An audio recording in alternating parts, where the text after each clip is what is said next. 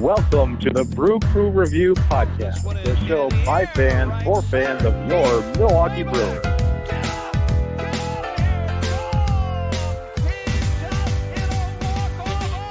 All right, welcome back, Brewer fans, to the Brew Crew Review Podcast. This is Craig, and joining me tonight is Scott. How are you doing? How's it going? It's great to be here, as usual. Hopefully Vince will be chiming in at some point during the podcast. And Chad, hopefully. Chad's a regular. And so we'll see. But, all right, so let's recap the last week. Homestand for the Brewers. They did finish 4-3, like both you and I predicted, Scott, of course, and our infinite wisdom. I did not think we'd take 3 games against the Dodgers and only 1 against the Marlins, but I'll take it. Yeah, it's even better. Yeah, the Brewers had not been a good week for injuries, as both our starting catchers went on the IL, and also our Cy Young caliber starting pitcher Corbin Burnes also went on the most likely the COVID IL, which is, I guess, maybe a good thing they didn't go on a arm injury IL or something like that. But anyway, regardless, he was not available for the Dodgers series. Luckily, Eric Lauer was, and he did a phenomenal job and shut the Dodgers in his starts. Unfortunately, a couple of Brewers made their Brewers debut, and in fact, Major League debut for Alec Bettinger, and Brewers debut for Wisconsin born Jordan Zimmerman. Unfortunately, that did not go all too well on the final game against Dodgers. But with that being said, we do start this podcast with the Brewers still in first place, the NL Central. In fact, with near the best record in baseball. So I don't know, I'm still pretty optimistic about this team, Scott, once we do get healthy. And speaking just of that, Christian Yelich and Lorenzo Cain just came back into the lineup and off the IL tonight, which is pretty great news for Brewer fans, and maybe also great news for Brewer fans, but less so for Keston Hiura himself. He got sent down to the minor leagues, whose season starts tomorrow, as we're taping this on May 3rd. That was a lot to chew here to start off, Scott, but what are your thoughts on some of those happenings?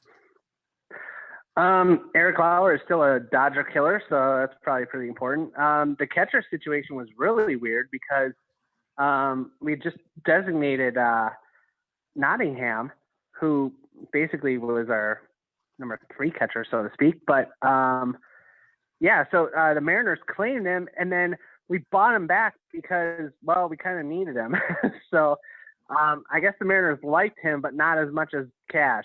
So so we brought him back, and he had a nice day. Had a nice 2 home run game in that 16-4 loss. And I'm starting to wonder if these big losses are actually kind of skewing things a little bit for the Brewers. Like, you just kind of look at it and say, oh, well, this seems okay. But all I really care about is the record. I mean, all the rest of it doesn't really matter too much. But some people will look at it and go, well, let's look at runs scored versus runs allowed. See, they don't belong there. Well, the Brewers have kind of been manipulating that, it seems like, for the last few years. And you just can't put as much stock in it as you used to. So pretty exciting stuff anyway. I don't know. I think I covered about half the stuff that you mentioned. Well, I think a big takeaway to what we're seeing is the Brewers had a phenomenal April when it comes to starting pitching. But I think that we kind of got exposed with Brett Anderson and Corbin Burnes missing starts now with our starting pitching depth. Possibly is not that quality. Like you said, Eric Lauer did a good job in his first start, but again, he roughed up in the past, and throwing rookies to fire against these returning world champions is not necessarily great recipes for success. Or also pulling a guy in Jordan Zimmerman, who apparently the day that he got the call, he had decided to retire 2 hours earlier, but then was talked out of it, luckily, or maybe not luckily. But anyway, he made his debut as a Brewer, and now he's a special all-time Brewer. So anyway, I am very concerned, I guess, whether or not this team could have their playoff chances torpedoed by any number of starting pitching injuries, which I guess you could say of any contending team. But I'm really concerned with the Brewers' depth. I guess what are your thoughts on that? Yeah, I think in years past, this would have been enough to maybe sink the ship, or I don't know. But this year we've been lucky that we've had a lot of depth, and unfortunately now, like once people, what do we have? 16 people on IL. It's incredible. Whatever it is, it's a lot. I don't know. I thought it was 16 at one point, but I mean, just unbelievable amount of players that have gone on IL this year. And so, and I'm just proud that I said IL instead of DL. I'll probably go back to DL eventually again, but I'm really trying here to get the new lingo down anyway. But no, it was great. And then not only that, but who is it? We're talking about transactions. Bill Beckford, who potentially could have been depth either for the rotation or bullpen. He's actually a Dodger now, so we designated him in the Dodgers Cleveland. So I don't know. It's been kind of let's just say I'm really, really happy with the Brewers record, considering how hard the schedule's been, how many injuries we've had to all the different players, and yeah, it's pretty crazy. Keston Hiura, like I think TC called it a week or two ago. He's just got to get it. He just needs a little bit more work. He'll get out of it. Don't worry about it. It's a temporary thing, but it needed to be done. Yeah. So, and getting back to the starting pitching issues, Zach Godley, who also signed with us as a free agent after not really making it with any other team this spring, got the call from one game against the Marlins, and that didn't go well either, including a really excruciating, terrible call of an interference on him. But yeah, that did not go well, and I'm a little bit concerned with him. So I mean, the guys that we had to go to, I think we're good. I think Eric Lauer is really going to have to be someone that gives us quality innings if we're gonna, be a great team this year. So I know that the Brewers brass definitely were high on him when they acquired him. So I hope that he's made some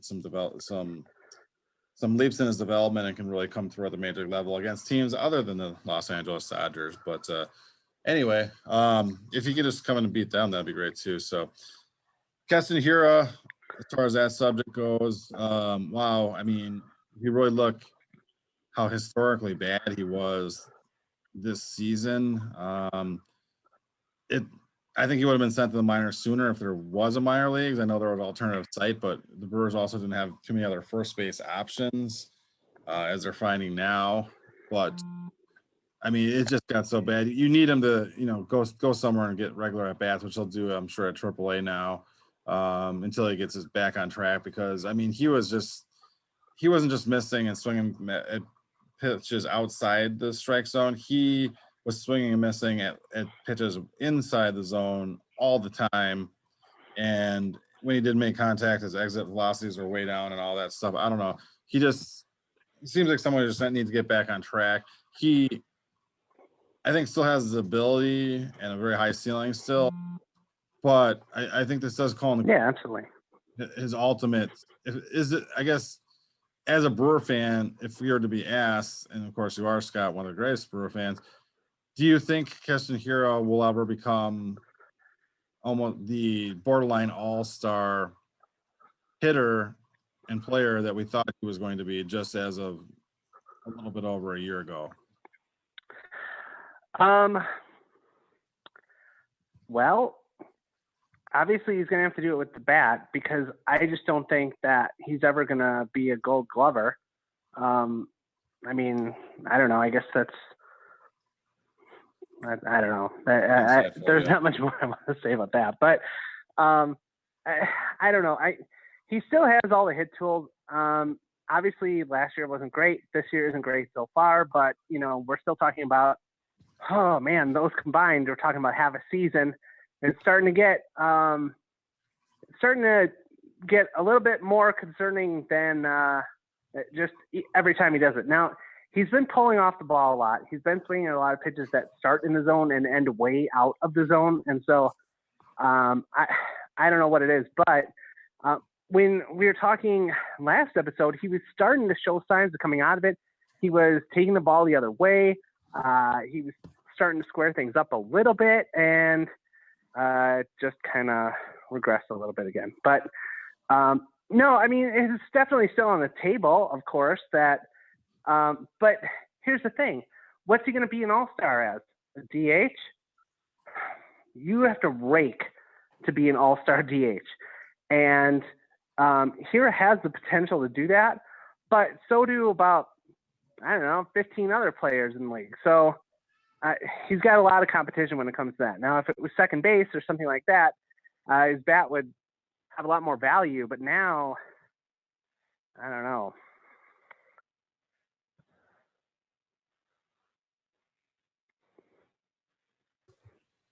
Yeah, Scott. That's it. We're just gonna.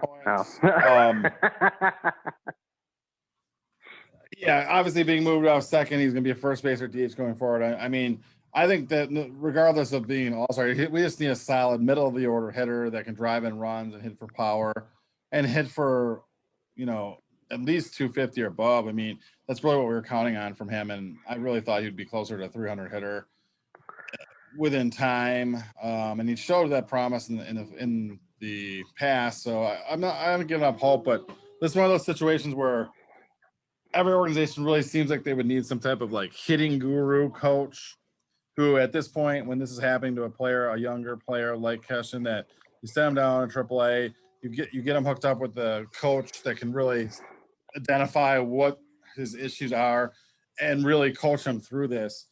And I mean, you can almost speculate that maybe there's even a vision problem or something like that, which sometimes can be the case. So, I mean, I think that they have to explore all avenues to find out, to get to the bottom of what's going on. Well, I think the other part that you kind of have to look at is Hiura loses a little bit of value if he's only gonna if he can't stick at second. He loses a little more if he can't stick at first. So the other problem is, I mean, we've seen in the past, at least in the Stearns era, I think Ricky Weeks is still part of that. He really wasn't. Weeks played second and that was it. And then all of a sudden he was kind of willing to do outfield because he kind of realized that was the only way he was going to get some at bats. And same thing kind of with Scooter Gennett. Stearns really loves that versatility, and Hiura is not versatile on the field. So it makes me wonder, the longer we go, the longer that he could become trade bait. And I really don't want to see that. I'm just throwing it out there, though, because it's way too early for that. Way too early, in my opinion. But if Keston Hiura can only DH, is Stearns going to stick with him? He's going to have to really hit. Could be interesting. Yeah. So, I mean, I think it's a really good move by the Brewers to send him down to get it figured out. He just can't figure this out at the major league level at this point. And the Brewers can ill afford to do that. So I think it was definitely a move, long time coming, and it will turn out to be a good move, I believe. And I guess it also really sheds more light on the importance of the Brewers signing Colton Wong to play second base in the offseason, because I mean, hadn't we not done that, we'd really, have a hole at second base right now. So, yeah, I think that obviously having that depth and the versatility to move things around when either someone gets injured or someone needs to get sent down like this, I think just as kudos to the front office for putting together that type of depth in on the roster. So, with that being said, I think that my concern going forward with this team, I really think that our 40-man roster's got great talent on it. I really feel that we're still the best team in the NL Central, as long as we stay healthy. But my concern is that I feel like we have really pretty inadequate minor league depth. I guess I'll put it that way. We really don't have any of those players that are on the cusp of the majors looking to help out yet. I mean, obviously we've had some contributions already from like Tyrone Taylor, who's done a great job. Obviously Corey all up a cup of coffee, but really, who knows what you can expect out of him. And then even Mario Feliciano, our catching prospect, made his major league debut with the Brewers on Saturday night. Pretty awesome. He got his first major league bat. He took a walk and scored the winning run in a pretty dramatic fashion. So then got sent back down the next morning. But still pretty cool. But I mean, outside of those guys, I just don't think that we're having any impact help from the farm, so to speak. And maybe I could be wrong, but what are your thoughts on that, Scott? Our overall like depth beyond the 40-man roster? No, it's not looking great. There's not a lot of I don't know. There's not a lot of high ceiling talent there, unfortunately. But it's part of that is because we've been there's a team that made 3 straight playoffs and looking for a 4th, and so we're doing everything that we can, and unfortunately that means that kind of usually when your team is better, like your minor league system it tends to get depleted when you start winning over and over again, and it kind of happens. But we have other players. Like, it seems like a lot of the times when we do get that shot in the arm, it doesn't come from our farm system. It usually just comes from somebody we claim. I guess I'm trying to think. Am I thinking of Billy McKinney? I don't know. He's played significantly better than I thought he would. So he's a really easy guy to root for the Brewers anyway. But brief shot in the arm for him, like just for the team, like whenever he's playing it. But yeah, there's not a lot of that, unfortunately. There's just not a lot of offense, period, really. No, and I think that there could be some veteran pitchers sitting out there, but generally, the good ones aren't just floating around in and out of waivers necessarily, except they will be like the Zach Godley types or Jordan Zimmerman's, where they really kind of have a fledgling career, or the opposite of fledgling, I guess. But no, anyway. Well, I really think that our starting 5, though, that we started the year with, shown that they're can really get it done, and I really still think that Burns and Peralta and Woodruff could just completely carry this rotation going forward for the most part, as long as we can get other guys healthy. So, yeah, it's exciting. I think it's entirely possible that even if everybody was healthy and we were in the playoffs, that we would just stick with those 3 pitchers and then have bullpen games for the rest of them. Or we'd have somebody, but he'd only take like 1 turn through the order, or like someone like Hauser, let's say. But yeah, I mean, that's the thing. Good teams have to have aces, and we have that. We have to have shutdown relievers. We have that. And we have to score runs, and we're capable of that, but we haven't really done it yet. So that's the one that that's the one I'm most worried about, I guess. Yeah, and I think that will come around, or I think that bats are usually something that are cheaper to acquire, and we don't have that many great pieces that we're going to be able to or willing to get rid of on the farm. So I think that we'll be able to shore up our offense a little bit before the trade deadline, more so than our starting pitching depth. But like you pointed out, are the 4th and 5th starters or 6th starters really that important when you're actually in the playoffs? And the answer to that no is they're less important. But your top 3 in your rotation are that much more important, especially, the fact that we have 2 aces, in my opinion, right now is huge. And basically at least 2 aces at the bullpen aces, so with Hiura and Williams as well. So it's exciting to me. Yeah. And I was talking about how, McKinney was like briefly like a little shot in the arm, and he was doing all right. But I mean, when you think about it, he's our 5th outfielder. We need now obviously we've had Kane and Yelich out for a while, so there's a little bit of you could say a little bit there. All right, well, let's give him a little bit of a pass here. Now these guys are back. Hopefully the offense will pick up. Kane had a nice day today, but I don't know. There's so many players still offensively that are not kind of meeting their expectations, and I don't want to single out Jackie Bradley Jr. because there's a bunch of players like that, but on this particular team, I guess right now, but he's probably the one that's getting paid the most. I mean, I guess I could say Yelich, but he's been out. So Jackie Bradley, he really needs to step up. I really thought that he was not only going to be a leader on the field, but in the clubhouse as well.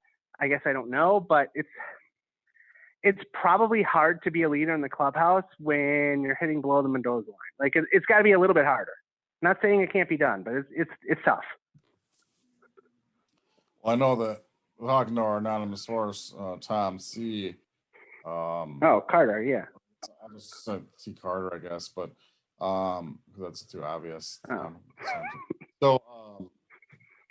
He thinks that Jackie Bradley Jr. is about to go on one of his patented hot streaks in the month of May, and that he'll put those fears to rest, even though he will continue to be like a streaky hitter throughout the year, and that's kind of what he's been like through his career. We've gone long stretches being under, but then he'll go through weeks at a time where he's hitting over 400 and hitting bombs and everything. So, I hope TC is right. Thank you, Tom. That'll happen. He was right with Hiura, and he also is confident that Hiura will get it figured out and will be back up with the big club within a month or so from the minor leagues too, if not sooner. Once he gets his hitting on track down there, so there's lots of reasons to be optimistic. Definitely, and kudos to all the guys on the team on the 40-man roster in the back. Those 4th, 5th, 6th outfielders who did really step up, like McKinney and Tyrone Taylor, during these absence of Kane and Yelich, because they really did keep us afloat. And we're, even in spite of all those injuries, as you mentioned, I mean, who has 10 to 16 guys on the IL and are still in first place in their division? Not too many teams. So kudos to being where we're at, I think, at this point. And I'm optimistic that with continued health going forward, that this team is far and away the best team in the NL Central. And if you're really looking how the standings are shaking out, we knew that would probably be us and the Cardinals, and that's how exactly what's looking. Cubs look like the worst team in the division. I'll just point that out there. Somehow worse than the Pirates, but boo-hoo. Yeah, I mean, there's a few other people that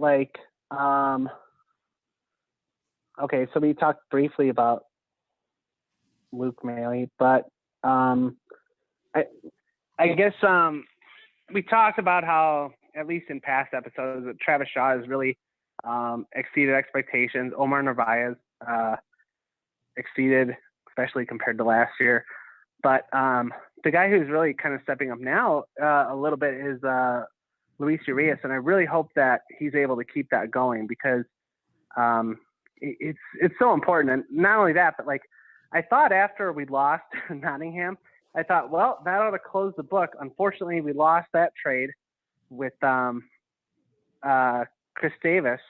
But then I was thinking, man, are we going to – it really is going to come down to Luis Urias and Eric Lauer, of course. But both of these guys are kind of stepping up. So it's like, oh, maybe we didn't lose that trade. I mean, you never know. Jerry's still out. It's still not looking good, but it's looking a little better. Yeah, I mean, I'm not even worried about the trade anymore. I mean, the fact of the matter is we got players that play kind of different positions than what we gave up for the most part, and a pitcher that was controlled longer than the one we gave up. So if we had to do the trade again, even I'd probably still do it. I mean, in their defense, I really think that they identified that Orlando Arcia was not going to be our starting shortstop too much longer moving forward, and that starting shortstops don't grow on trees, and they liked Luis Urias, his defensive skills and his on-base skills, and believed in his bat, and that would eventually shine through, and I think that will happen. Eric Lauer, I'm not as sold on, but I do think that he would be at least a competent back of the rotation starter who's still under team control, and that's definitely got some value in it. So, and he's left-handed, which is better than a right-hander and Davies that we gave up, in my opinion, just overall. For as far as a pitcher with promise to have. So yeah, I can go along with that. Well, I'm just gonna wrap it up. I guess Vince didn't quite make it on the call tonight, but we'll be coming out with another podcast. I guess, Scott, what's your predictions for this week? 4-game set against the Phillies on the road, followed by weekend series coming up. Scott, who do we play this weekend? Marlins. The Marlins. Okay, well, we got some revenge coming to them. I don't know. I know we do our weekly predictions. I'm going to go out on a limb and just say that I think we're going to win all 7 games this week. Oh, well, I got bad news for you. Oh, wait. Shoot, tonight's game already ended. The Brewers lost to the Phillies. Here we're taping on Monday, May 3rd. I'm gonna adjust my my predictions slightly. I guess we'll go 4-3 instead. Yeah, 4-3 was kind of where I was going to land on it. I know Phillies are all right, but they haven't really come around. But they are at home, and the Marlins. I thought, oh well, we got to be able to win that. There's really only been 2 series that I thought for sure so far we were going to win, and that was the Pirates series and the Marlins series, and we lost them both. So apparently I don't really know what I'm doing, but 4-3 sounds about right. I'd be pretty happy with that, especially with everybody back. I mean, health-wise, it's not too bad. I hope that, Corbin Burns is going to be back soon, I hope. So, 4-3 sounds about right. Let's do it. Yeah. So, tonight's episode brought to you by Steakhouse 100. It's basically a cornerstone of West Dallas now on the Strip. It's just one of those places you gotta. It really highlights the whole Strip of West Dallas. I mean, it's phenomenal. So Absolutely. Check it out if you can go there. Definitely. I mean, we try, obviously. I mean, they're going out of their way to sponsor us, so they must be doing something right. Absolutely, and thank you for donating the steaks to our host as well. That's awesome. Not a bad fish fry either. I think we can both attest to that. So absolutely, excellent fish fry. So, all right. Well, I think that wraps up for this podcast. Join us again here coming up within the week. I guess follow us on Twitter at BrewCrewReview1. And Scott, what's our email? I don't know. Oh no, Brew Crew Review Podcasts with an S.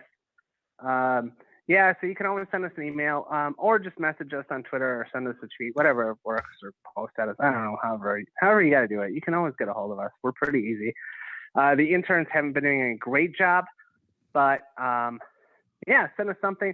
Absolutely. And, obviously right now we're missing Chad, we're missing Vince. And so we've had, setbacks of our own, just like the Brewers. And so if you're thinking about giving us anything less than a 5-star review, just know that we're trying to overcome adversity and power through things as well.